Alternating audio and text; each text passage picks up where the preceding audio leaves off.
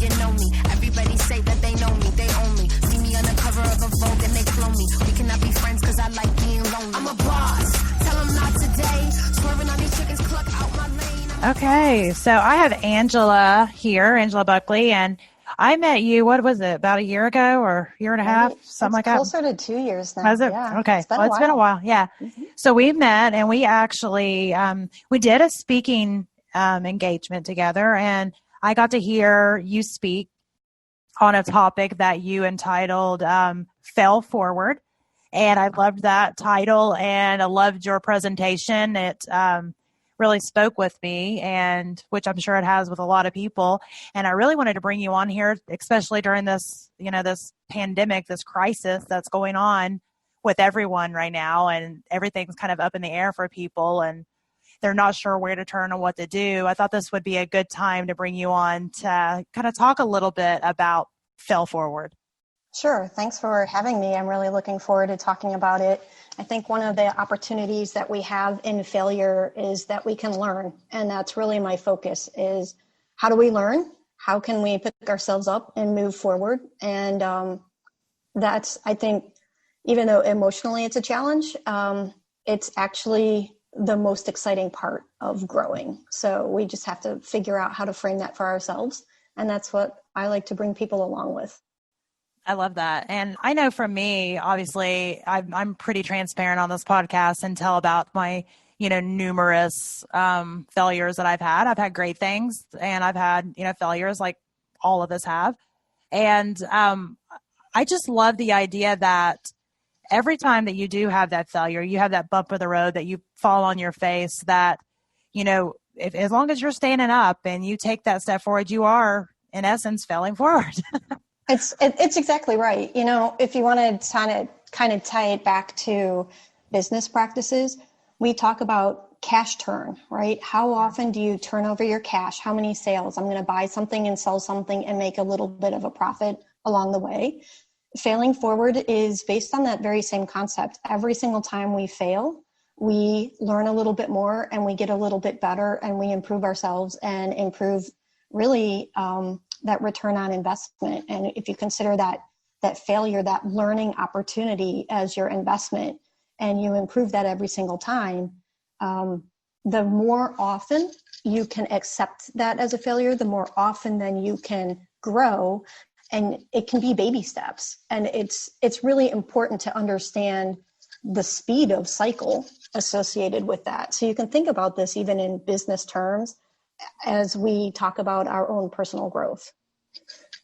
Yeah. And I know with my personal business, well, my personal life too, but my personal business, you put together the plan, you put together, your target, what your product or service you're offering, and you go out to chase your next sale, your next person. And, sometimes you figure out, okay, well, there's something not working. For some reason, it's not clicking. So, for me, I would stop if I wasn't getting the type of attention I thought I would get with something. I would stop and say, okay, why is that? And I would further refine it. So I didn't necessarily think of all of those as necessarily like failures, but in some ways they are. It was something that I made that didn't quite run efficiently. So I had to take a step back and say, okay, why? Oh, there it is right there, and kind of fix it. It's kind of like with a car or any type of machine, that, if it's not completely, the nuts and bolts aren't completely tightened up, it's just not going to run efficiently.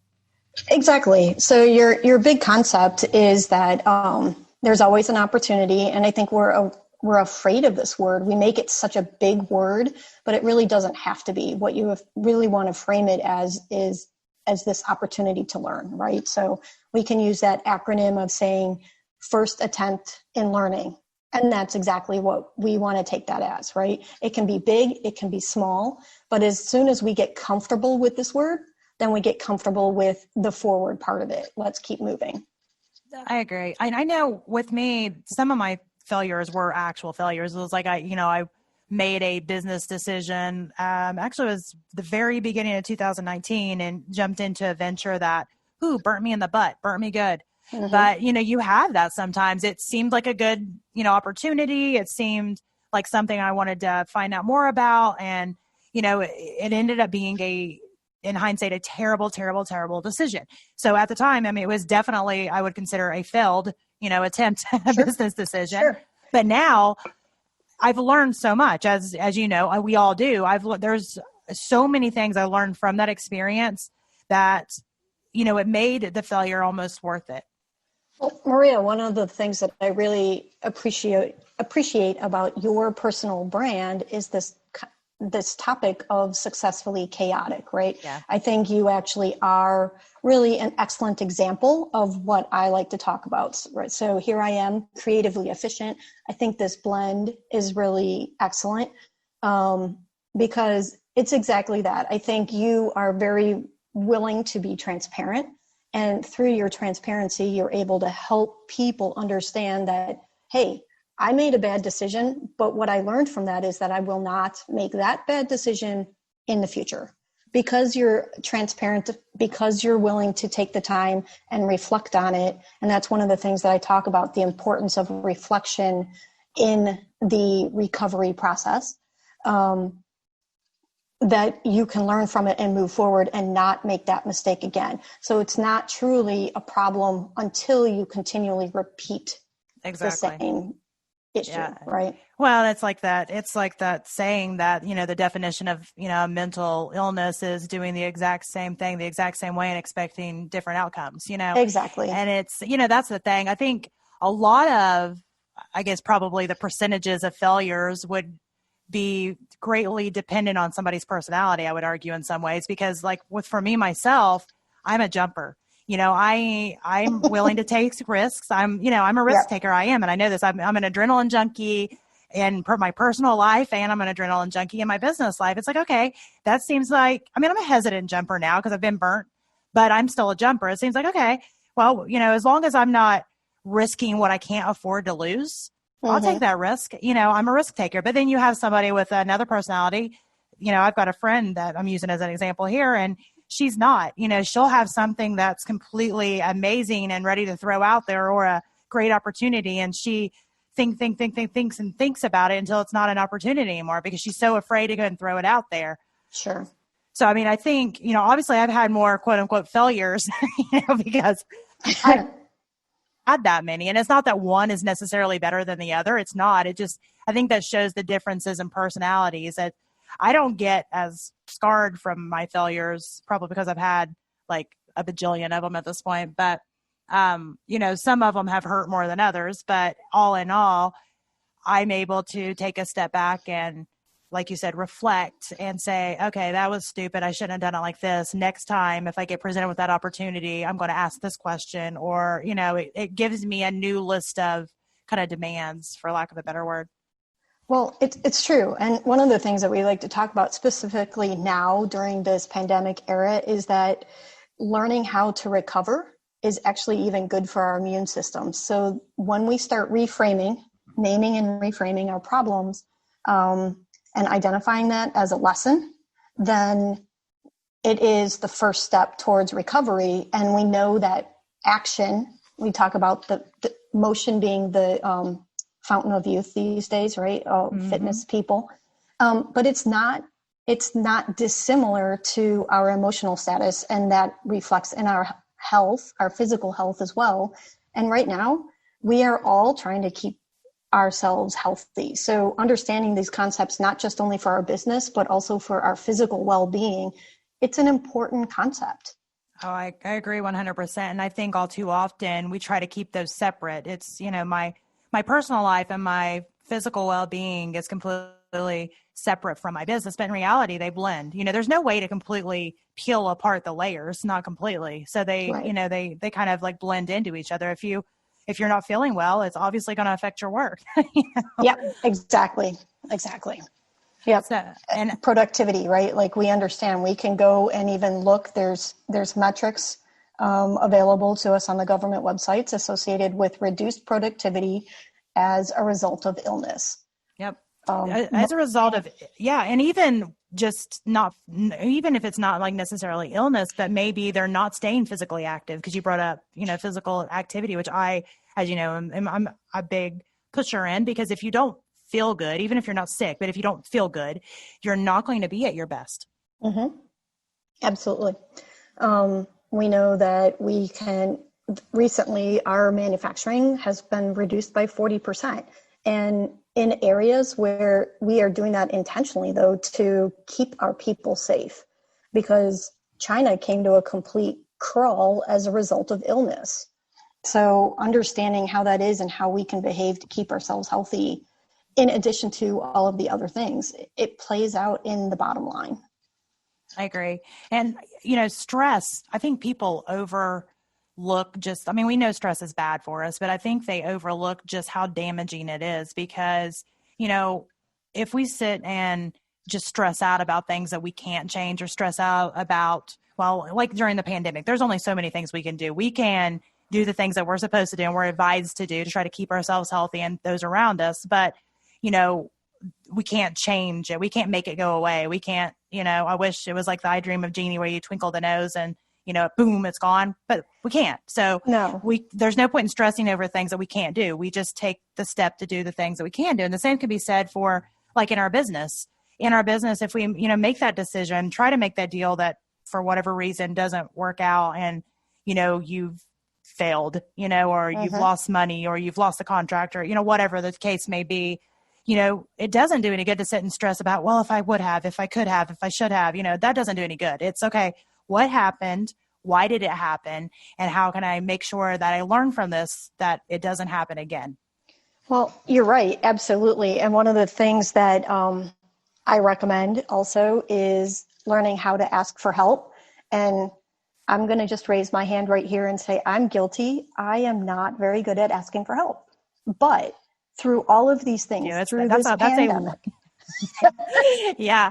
I think that goes back to personality too, really a lot of times, because I have always been, the go-getter. I can do this. I got this. And most of the time I do, but we can't always be everything to everyone all the time. It doesn't work. And once you start to add other things in, a family and, another business or, whatever it may be, that just kind of adds to the list of our responsibilities. And we only have so many hours in a day. And back, to the stress thing is if we're taking on more than we can do and not asking for help, we're just putting so much stress on ourselves. And I'm raising my hand on that one too, because I'll do it. And then I get to the point now where I catch myself. I'm like, you're doing it again. Right. You're doing it again. And then I'll have to say, okay, what is it that I definitely have to do myself? And what's something else that I can kind of hand off? Because, it's hard when what needs to be done, the way that you want it to be done. It's hard to go ahead and give that trust up, especially within your own business, because, your business is like a child, really. It's your baby. It is. And it's really hard to just leave your baby with a stranger. It's really hard to just leave them with a new sitter, so it's understandable that business owners have that feeling, but I think it's a good idea to at least start to try to trust or start to try to have some conversations with some people that you may start to trust with this, that, or the other. Right. Yeah. So learning how to, first articulating what your problem is, and then being able to ask for help, even if it means you're exploring. I think also as a small business owner, it's more difficult for me to ask for quotes and explore with different people before I jump in with my contracts. Yeah. Interestingly enough, I have no problem with doing that when I'm working for a Fortune 500 company. I have plenty of time, and I feel like when I'm a small business owner, I have less time, and therefore I don't do as much due diligence. But the risk that I run as a result of that is that I may not be optimizing the help that I'm receiving. And I would agree. And I think that goes, but we just recorded an episode. It hadn't aired yet, but I think it was last week that'll be airing soon, that we talked about, actually it might have aired today. Anyway, doesn't matter. But it was, how to stop wearing too many hats and being everything to everybody. And, yes, I can't speak from a male standpoint because I've never been a man before, but I know as women, it seems to be also common that, we automatically wear a lot of hats. A lot of us are wives and mothers and, sisters and daughters and, whatever. And then within our business, especially if we're a small business, like you said, we are, the owner, and we're also a lot of times early on the marketer and, the everything, because, right. Early on, it just doesn't have that capital to bring those people in. Mm-hmm. So, if we can start to get to that point to offset some of those things and delegate some of those things to other people, that would be able to free us up. But it's kind of like being stuck between a rock and a hard place, because with a lot of small businesses, they're not to the capital, to be able to do so, but yet they need to be able to release that time to be able to make, more calculated decisions. So they're kind of in that limbo. Mm-hmm. Right. It's exactly where we are with these things. So, yeah. So how do we figure it out? How can you explain to us kind of a little bit about, I know your story, but a little bit about your background and, what you do and how Creatively Efficient came into existence? Sure. I came out of high school starting off in engineering, and I love engineering and I love helping people. And so how do you kind of blend that together? And throughout the years, again, pulling on my years of manufacturing experience and working for Fortune 500 companies internationally, my focus has really become, how do you drive the inefficiencies out of systems while still maximizing the human component? So my early years were very much hardcore and technical, and more recently, after 25 years of working through in the industry, my focus is a lot more about creating systems that work for the human. And I believe actually that Demings, right? So we talk about him as sort of the father of the TPS and the lean manufacturing systems. He really wanted to focus on the human element, and we have not done a great job of adopting that in the West, Western cultures in general. But it's really important to me that we focus on manufacturing in a manner that really helps the people be successful within a system, not making you a robot, but understanding that humans they show up to use their creativity and to contribute to an organization, and we need to value the humanness within the system. Absolutely. And I know for anybody that kind of follows any of the stuff that I do, I mean, just the human aspect and the story aspect and the why of whatever it is, fill in the blank, I think is the most important thing, because every decision that we make, every thought we think, everything that we do, it always goes back to those core reasons, the why, the story, all of the things that kind of make us human. Right, exactly. So, so right now I help people with their leadership development programs. I help people with their onboarding, and I'm working more towards interactive digital onboarding systems, especially now with this COVID. You can't be face-to-face for a lot of this. So how do you what's the learning theory for adults? So that's where I focus. I'm finishing my PhD here this year. And congratulations on that. Thank you. But really identifying what those lessons are, what's the way to maximize your learning journey so that, again, the humanness remains within a system. Maximize your profits. And that probably is more of a challenge right now because, like you said, with everything going on, you don't have that face-to-face interaction, which makes it one step back. Yes. Yep. It's a challenge. No doubt about it. People are tired. You're interacting with a computer, even when you're face-to-face. I think your eyes are getting tired. It's difficult to read the body language. So no doubt about it. It's really important to unplug and reflect, and maybe even occasionally go back to reading a hard print book. I don't do that as much anymore, right? I try to really focus on reading digital so I don't have trees being printed and cut and everything. But it's important to take some time and be outside and be a part of that and learning from nature as well. Oh, I agree. I mean, there's nothing that resets me like being outside. I can breathe deeper. I can think more clearly. And maybe some people don't realize how much they would love outdoors. Maybe they're not kind of like me, like the kayak and hike and all that stuff, but even just go sit outside, just go sit, outside and just breathe. And like be near something green. I've always like it, if you live in the middle city, that's fine. Get you a potted plant, but sit by something green because there's something about that energy. It's not just something about that energy. They have done research that your cortisol levels, right? Your stress hormone levels will drop after 20 minutes of just looking at green and literally looking at natural green.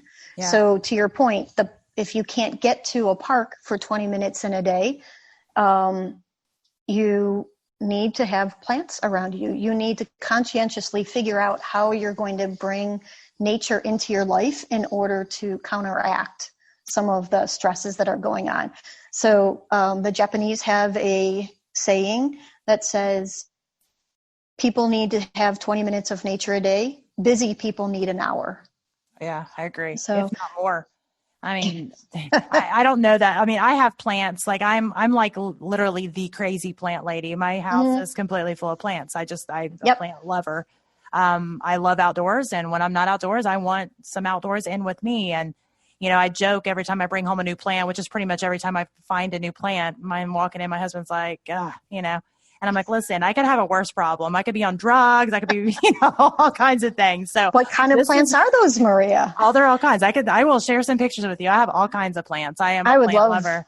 We do a vegetable garden, and my husband, so I grew up on a farm. I started, it's always been a part of me, and my husband has not. And this year is the first year he's really had a successful vegetable garden. And he said to me, as walking through the house, he's like, it's always been a dream. Like he just kind of whispered it, like he finally got it. And it's really, tears of joy to hear him say that he got this little dream, that he had the dream. I never knew. It's not like one of those dating conversations. Yeah. Yeah. And now we have this little vegetable garden, and I guess, I don't know, he was surprised. I'm like, well, you have to clip this and you have to do that, and it'll grow more robust if you put these two together. And he's like, why do you know these things? I'm like, have you seen my bookshelf or the plants in the house? Like, just years of you accumulate a bit of knowledge, right? Well, and that's how it goes. It's like, you tend to want to soak in more things that you're passionate about. And, we all are multifaceted. Much like I was talking about earlier, like it's really hard to completely separate our layers. So sometimes they just bleed into each other. And it's funny because even in, meetings where I'm sitting in a corporate office and we're having a business discussion, and, they'll have a plant over there. I'll be like, oh, that's and one time it was a dragon plant. Oh, that's a dragon plant. They're like, oh, that's what that's called. I just love that plant. I didn't know these conversations, and it's just so funny that we try to keep those layers apart because we think that that's better. And I used to be that person. I used to be that person that felt like, well, I have to keep, business Maria over here, and then, hippie, barefooted plant lover Maria right here. And, I felt like I had to keep these separate entities, which honestly was exhausting. It was exhausting. Yes, it is exhausting. And just one day I didn't care anymore. And it was just, I had a really bad year, and I just mentally couldn't care anymore. And then I started figuring out, okay, this is kind of nice. I'm not having to keep my separate compartments anymore. I'm just who I am. And you'll love the fact that I also have this side of me, or you'll hate it. And that's fine too, but I am who I am. And, that took a while because that was something that was kind of ingrained into me, even from childhood, that, you put your best foot forward, which is fine. But we took it kind of a step beyond where, the way that I was raised is you had to pretend to be perfect all the time because, I was raised in a strict Baptist family that, my grandpa was a Baptist pastor, and, people talk. That's why we like each other so well. My grandpa is a Lutheran pastor. Okay. Well, there you go. Then you understand. I do. And yes, absolutely. It's difficult when you're growing up in the eyes of everybody else, and you're easily judged. Your role when you're out in public is to frankly represent his brand. Yep. Let's be honest, right? Like a pastor has a brand. Yep. And there was definitely a role, especially as a female. I was told very specifically what the role of a female was. Absolutely. I'm just going to go out on a limb and say I don't fill that role particularly well today. And it did change, I will say, in fairness to my grandpa. It did change from the time that I was in 8th grade to the time that his daughter became the vice president of a regional bank, right? Yeah. But thankfully, but it was very clear what I was supposed to be doing. And so, yeah, learning how to break some of those shackles of and not allowing other people's judgments frame who you are. It's actually, for me, if we're going to go down the religious route, I think it's more authentic to be me and still be a moral person and a spiritual person, but to be me, right? And not be what society dictates. So to those complex layers. Yeah. Oh, I learned something about you. So, yeah. So back to the layers, we all have got them. And, anything that we experience or how we were raised or, things that go on in our life obviously shapes a piece of us. It kind of, molds it a little more. And it's really hard with some things, especially if it's stuff that's like goes on through your entire life or maybe something traumatic or whatever it may be. It's very hard to kind of get out of that mindset of, I'll still catch myself, thinking something the way that I was taught. And it's not that everything that I was taught was, bad or wrong or whatever, but, I have to sit and think now, okay, is that authentically my thought? Right. Or is that something that I was kind of told that I have to think or told that I need to be? And, a lot of the stuff I think was maybe generational. Yes, of course.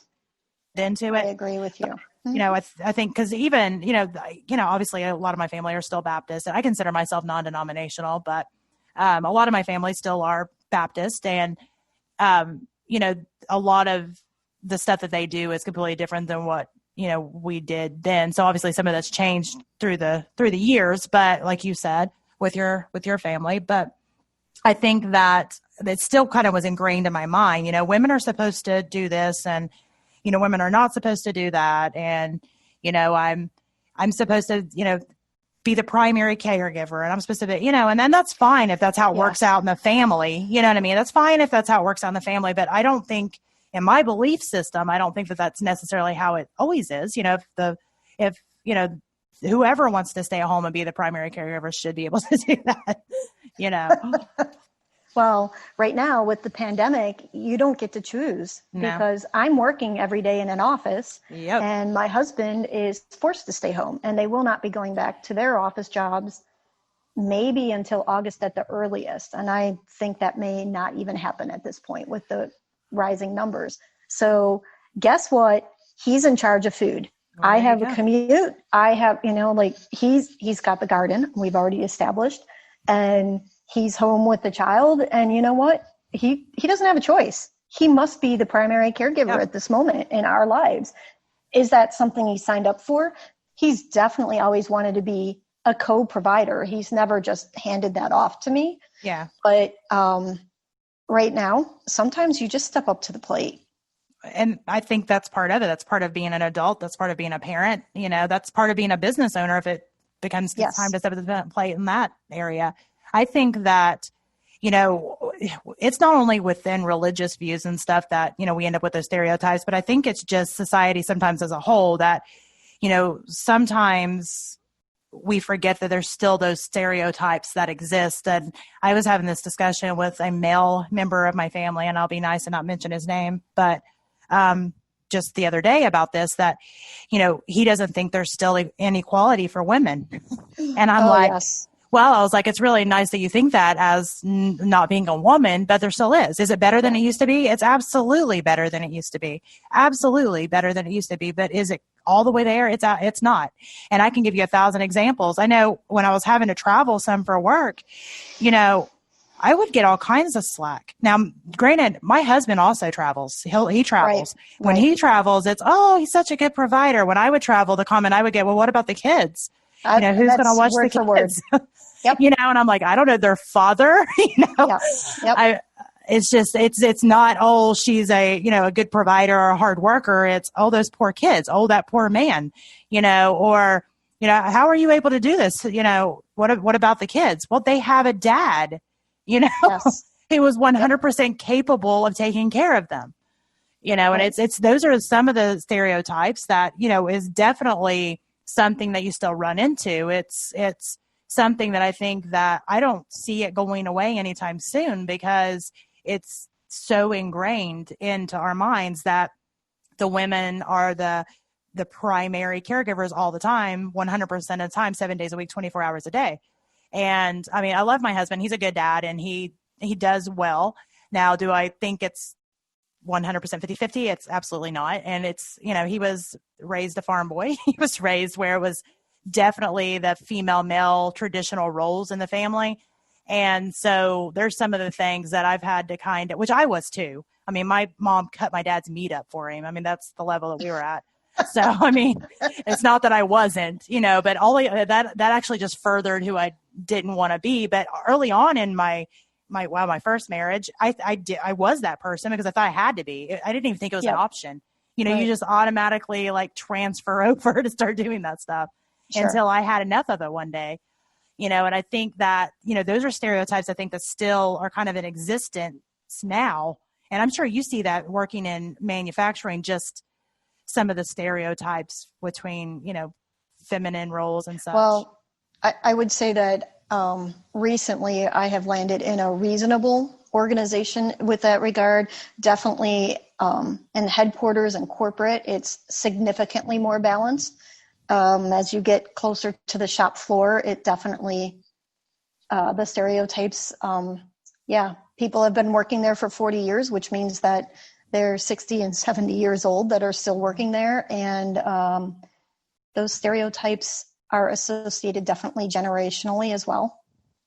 So we definitely see it. And I see it still more here in the United States than I do when I travel internationally. When I walk around with the degrees and the background, the experiences I've had, the respect comes more naturally and easily in Europe than it does here in the U.S. Really? So we have not made the same gains in the United States as we've made internationally as women. Do you think that is, do you think that changes between maybe the Midwestern states and the southern states? Do you think that, do you travel throughout the U.S. enough where you have noticed a difference there, or? My short answer is no, I have not traveled. Most of the work that I've done in the United States has been in the Midwest. Okay. I have also been in the South. I'll say that it was no better in the South in a manufacturing setting for me. My interactions with the East Coast has always been on a professional, not the manufacturing level, and the professional level, it felt more balanced, but It's hard. Those are two very different industries. So it's hard to compare that then as well. Oh, I agree. Yeah. My husband is blue collar, he's blue collar. Yep. He's a lineman. And my dad was a lineman. But he's skilled. Yes, he is skilled. He's skilled. Yeah. That's a difficult job to learn and attain. And it's not just to say, sometimes I say right now with air quotes, blue collar, there's definitely unskilled labor and there's definitely semi-skilled and then skilled labor. He's clearly a skilled laborer. Oh, he definitely is. And I'm a big pusher in the fact that, I actually I hate the term blue collar, white collar, but it's terms that people use. So I use them some just to explain, but it's funny how, again, there is stereotypes that exist with me, if I'm in the business world and I'm there for my business meeting and I'm not for a wellness or some other business thing, but, people ask what my husband does and I'm like, well, he's a lineman. They're like, what's a lineman? And I'm like, well, he works on power lines. And they automatically assume my husband's a CEO of something or an attorney or whatever. And I was like, no, he was pre-law for a while and he hated it and decided to become a lineman, and I think that it's starting to get a little better with the trades and people don't kind of look down on it, but it's still a little bit there. It's still automatically assumed that they're less educated, that they're not as smart, that you remember when we were in school and it was you either had the college path if you were smart, and then if you weren't smart, then you went into the trades. Right. So, I sit on an international exam board for skilled trades, for mechatronics and for the state of Ohio. And shout out to Jobs Ohio and all of the programs that Ohio has really, really been working very hard to put together. And not just put together, because I've now been working with 3 or 4 different companies on their apprenticeship programs, because there is value. There is a significant value. Again, back to my learning background, not everybody learns in the same way, and nor should everybody have to go into debt in order to get a job. Absolutely. Right? And the Skilled Trades Apprenticeship Program is an excellent path. The problem that we have had over and over again is that the parents have been fed for decades that the only way to get a secure job is to get a college degree. Yeah. Which And it's hysterical if you think about it, really, because it's the trades that are secure. Like my husband, he didn't lose any work time during all COVID. No, not at all. I mean, and that's the thing. Like he's actually, and he shared this with me because, he's told me, he said, they've been out on storm, because he gets called to storm and travels all over the place. They get called on storm and, they work 16-hour days and they'll stop and they'll go to eat somewhere and they walk in and they're sweaty and dirty and they're just starving to death. So they get food and people are like staring at them like, and what they don't realize is, they look at them and try to talk to him like they can't afford anything or, all this stuff. And he's like, I make 6 figures. He said, right. They don't realize the type of money that they make. It's, they're making even the apprentices make pretty decent money. Right. I was even talking to my son about that. He's 18. He just graduated. So, he got to go through the COVID graduation. And, I told him, I said, you ought to sign the books. And I said, he's wanting to be a physical therapist, but college is kind of weird right now too.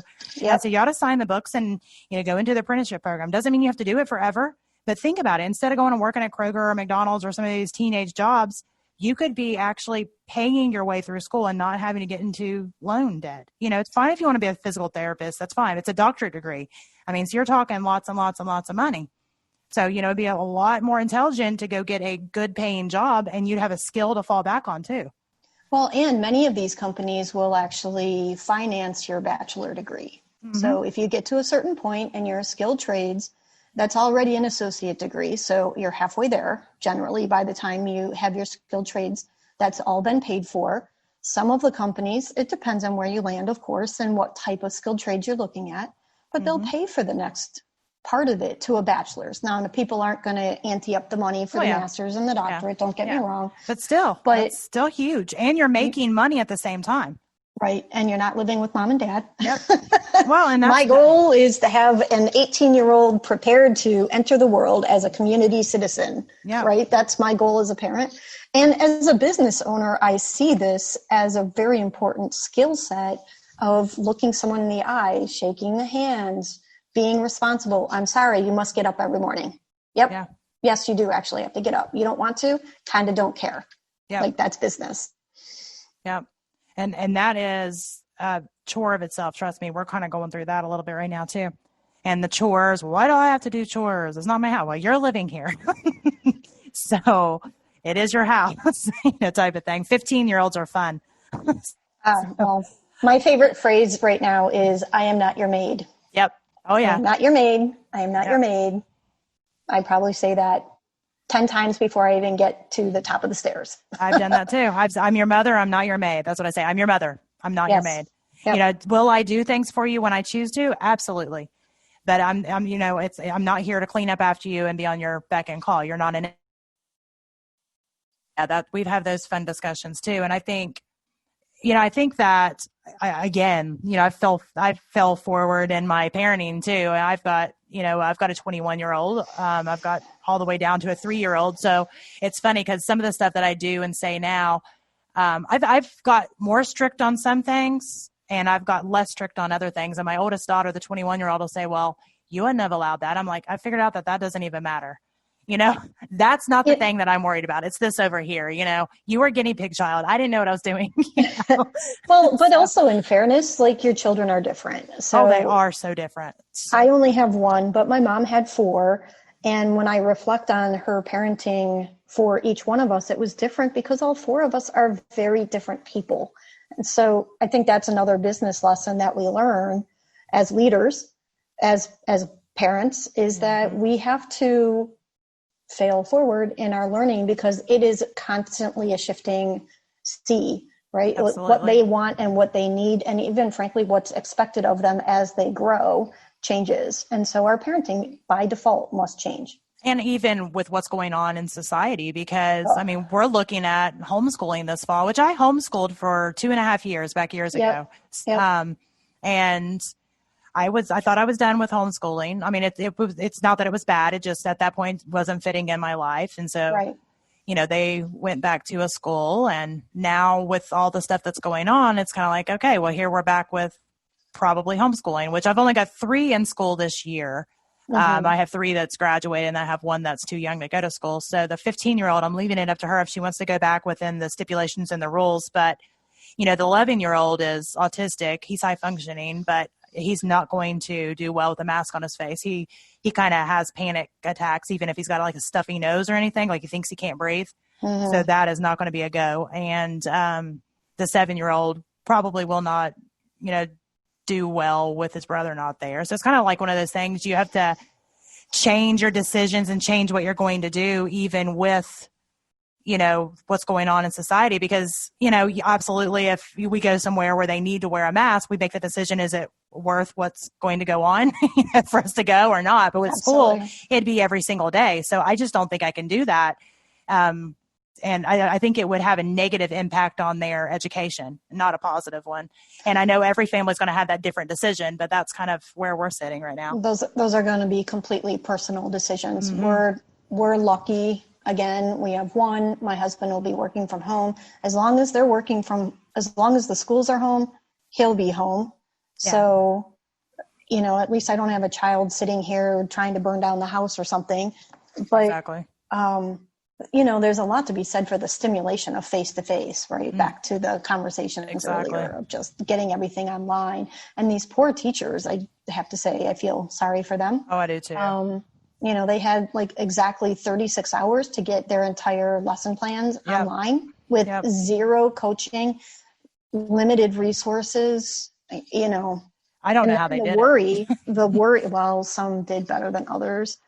But the worry as well, not everyone has internet access. So even as a student, in our household, we have good internet access. We're lucky. We live in a good area. We have a house where each one of us can have our space. But if all 3 of us try to have a conference call at the same time, that's a lot of bandwidth. Yeah. And there's only 3 of us. And what do you do when you have a household of 5? Yeah. Working from home, schooling from home. It's a lot of internet bandwidth. We ran into that problem. I mean, I had 1, 2, 3, 4, 5 needing to use internet when we live in a rural area. So our internet is terrible. And, and then I was trying to work. So I ended up having to get a, you know, hotspot device to run, you know, my laptop off of so I could work. And then I would have to get on there and work with the teachers to say, they're not going to be able to get on to every single live. It's being scheduled at the same time. Right. You know, but we're going to have to like schedule it in to be able to do it. It just, it was a challenge all across the board on both sides. And I'm curious to see how it goes in the fall. And I think that's why, again, I agree it's a personal decision, and I wouldn't blame anybody for whatever decision they make. But I think for us personally, I think we've decided that, you know, we're leaving it up to the 15-year-old because she's old enough to kind of decide. But I think we're going to keep the 2 boys and homeschool them. But I mean, and that just shows you, I mean, that was not my plan for 2020. I mean, nobody's planned anything, I think, that's going on in 2020. Let me review. I did see a meme on the internet that made me chuckle recently. You know, the interview question of where do you see yourself in 5 years? Yeah. Someone wrote, we all got that answer wrong. Yeah, exactly. I mean, it's kind of, and that's how it is. And that makes it okay for me personally.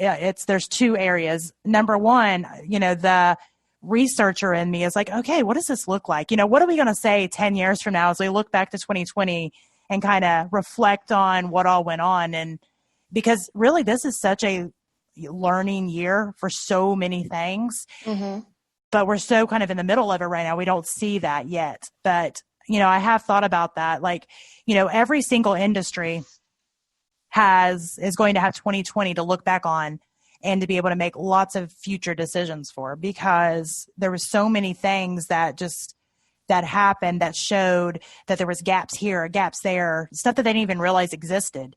And some of them couldn't have been helped, but there's some of them, if there would have been, kind of a plan in place, like, I mean, I don't know that you can necessarily have like a pandemic plan, but you can have you can't come to work for whatever plan, some type of plan in place to be able to make it to where it's not it's not having to do lesson plans in 36 hours. You know what I mean? It's true. Yeah. So, I mean, hospitals, in fact, do have pandemic plans, and many world countries do, in fact, have pandemic plans. Do they for regular businesses too? Businesses do not. Oh, wow. I was just going to say businesses in general do not. But there's actually even a division of the military that plans for pandemics, like what their response would be depending on the type of emergencies. So there's actually a degree field that studies that. I only know this because I have a girlfriend who has a degree in one of the emergency scenarios. So it is an area of study, but it's all based on policies and who is going to be investing that type of research. So, and that it's not really well funded. So then it doesn't get well researched, right? Like that's the story that we all know. If there's not some money in it, and unfortunately, what we're talking about is risk planning and risk avoidance. And it is often hard to invest in risk avoidance until the risk has actually occurred once. Yes. Because even though you can see the potential and sound the alarm, it's just an alarm until it actually happens. And that makes a lot of sense. I mean, I think that, I know with me, with my personal business, even though we really haven't, with us doing like a lot of digital things, we haven't really hit a lull in the business, but it has taught me a lot about what I can do without, within my business. I was doing so many things that I thought I just had to do and was so important. I had to be there and I had to do this and I had to do that. And what's hysterical is I haven't been able to do that, but my numbers didn't go down. So was that really time well spent? Congratulations. But actually that is an active conversation that we have. Is this a want or a need? Yeah. And, sometimes the want is important because when you have that conversation of, am I satisfying the customer or am I delighting the customer? Yeah. I think some of those wants are the delighting, but also back to our very beginning, some of the wants is just what makes me authentic. Yes. I'm going to bring this into my day. Is it a little bit more work than the next person? Yes. But I want to take pride in my work and I want to deliver a product of excellence. And so for me, maybe it is not a need, but it is definitely a want because that's how I grade myself. And I 100% agree. I mean, I think you should always give that little extra, but I do think that you need to figure out, is it something that I'm doing that is part of my authenticity? Is it part of who I am as a person, or am I doing it just to play safe? Because I do think that there were some things I was doing because it's who I am. I'm at the very core of myself. And I say this all the time. I'm a helper and I'm a giver. That's who I am. Right. But, there's a certain level where, am I giving just because I want somebody to like me or to think I'm worth it, or, all these things that we do if we're trying to fulfill something within us, or am I doing it because it really adds to the value that it really gives my own personal signature on it, and I think I was doing some of both and I didn't even realize it. Like I've slowly refined, as we all do, over the years and the months and even the days. I feel like I refine myself every day, like we all do. And, some of the things I feel that it was very much part of my authenticity and part of, who I was. And I wanted to give that extra because that's who I am as a person. And there's some of it that it was like, I felt like I wasn't worthy on some levels. So I had to do it just so I could prove that I was, and it's silly, really. It is silly, silly, really. But one of the things that you can do is look at your product and truly get clarity for what the customer is expecting. Because anything that you're doing that the customer is not paying for is a waste in your business, which means that you could be spending that time elsewhere. Absolutely. Absolutely. So getting clarity on the needs of the customer is really, really an important way to avoid this kind of a waste. Now, I know we talked on the phone, I think it was last week, and you mentioned that you were working on some type of project. Can you share a little bit about that? Or Yeah. So really, I'm focusing on a leadership series called Strength in Nature. And so thanks for asking about it. It's the first segment is ready to be released here in the next week or two. And that first step is going to be on values articulation. So to your point, like what makes Maria authentic? Can you name the values that you want to be taking action on and working towards, both in your business as well as in your personal life? The reason that this is so important, especially in these times of crisis, is that it helps us press pause and respond to a situation instead of reacting to a situation, right? When we react to something, it's all based on our emotions. I know that as entrepreneurs, and I'm going to say women again, I'm not a man, so I can't say from a man's standpoint, and as women wearing so many hats, I think a lot of times we end up reacting. Yes. Because we are wearing all those hats. We're so busy. There's only so many hours in the day. Mm-hmm. And, that is why it makes it so important to peel back the things and ask yourself, are you satisfying or delighting, like you mentioned? And because that time that you're just going ahead and doing something because you feel like you should, and it's not because you want to or you need to or whatever, is time that could be spent on doing something else or further refining and making conscious decisions instead of just reacting. Exactly. Yep. So it's called the Strength in Nature series, and we're working on identifying exactly what those technical skills are that you need and the soft skills. So really, to be a strong leader, you need to understand your competencies both on the technical side as well as on the soft side. So, and I love that. I love the name.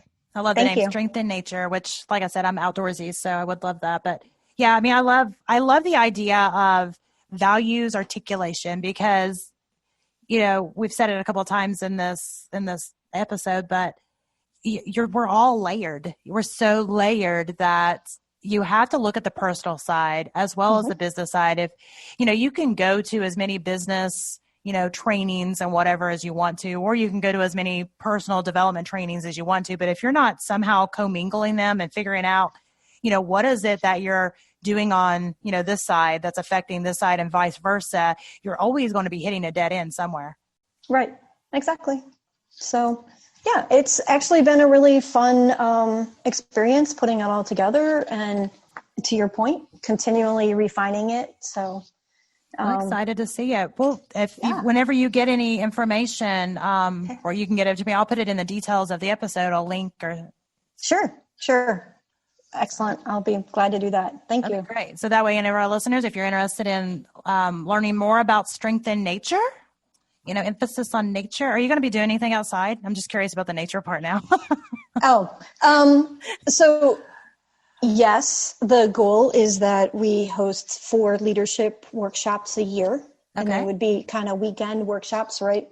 But the kickoff part of it, I would like to have an online component, of course. Oh, of course. I think that's very much necessary in our current situation. But also doing small group masterclass weekend type events as well, where we're really working through that values articulation on a Saturday morning. We're going to talk about those technical skills on Saturday afternoon and make sure that we're doing some of the outdoor activities where we're really practicing that as well. Because I think an important part of leadership development is also that reflection. So making sure that we do spend some time outdoors and doing some of the leadership experiences where you can build and tie it back to your everyday life, right? I think this is an important transition. We want to be outside, but we also need to see how this really is going to lead and impact our businesses. And then Sunday morning would be a little bit more on the soft side. And then Sunday afternoon is going to be, what's our key activities? How do we go from our values to our technical and soft skills to what are the next actions? What are the steps that we are going to take to make this a livable, practicable activity in our life? And I love that. And I think being able to be outdoors, I know for me, and I'm sure for everybody, I feel like if you can combine, learning online and soaking in the information and then going and really experiencing it in the outdoors, you're going to soak that in so much better. Right. And there is actually quite a bit of adult learning theory and even child learning theory associated with that combination being very powerful, where we're really using that imagery to drive that home and absorb that, and then also be able to take that practice forward with us. So it's not just something that feels good. Mm-hmm. It's actually founded in learning theory. Yeah. And well, I mean, you're engaging all your senses, you're mm-hmm. outside, you've got, you're feeling, you're smelling, you're seeing, so it's so much, mm-hmm. Exposure on the senses that you're able to absorb it so much better. And then it goes back to, some people learn better one way than others. There's one sense is stronger than others. So in that type of an environment with all the senses being, developed, they're able to retain that so much more. Exactly. I love that. Yep. So making sure that we're making that a whole experience. That's exciting. I'm excited for you. And you said that you're going to launch that in 2 weeks? So the first segment will be ready in 2 weeks, yes. Okay. So it's July the 2nd today. Mm-hmm. So, okay. Well, I would say that there will be a lot of people that's very interested in learning more about that. And I will make sure that Angela's information is in the details of the podcast. And Angela, I've enjoyed having you on here today, and I'd love to do this again. I would love to talk to you again once you have your, strength in nature going for a little bit to see how it's going and see what you've learned from it. Because that's what's so funny is, people that create these programs, and I'm one that does this the same way. I learn every single time. You know what I mean? I'm teaching what I already know, but during the experience, I learn something else, and it's exciting. Every time I try to put something together, I just want to research a little bit more. And so now I'm delving into truly like hardcore research, polls and surveys and human psychology and neuroscience, just to make sure that we have the right statistic. So every single time it's just a little bit more to learn. So that's awesome. And I think this is a good timing for it too, because I think people need, something to focus on, to be able to peel back what's been going on and really deal with it. And the idea of encouraging them to get outside and be in nature and start to, let those cortisol levels drop. I think this is the perfect time to do so, because, stress is the enemy for sure. Stress is definitely the enemy. I mean, we're fighting a virus, but if we can help ourselves, we can help our bodies. So absolutely, that matters, and it helps our business, right? Absolutely. So I've enjoyed it. So I will get all the details and the podcast episode, and we will talk to you shortly. Thanks, everybody. Right. Thanks so much, Maria. Have a good day. Stay safe. You better tell them who's the boss, me.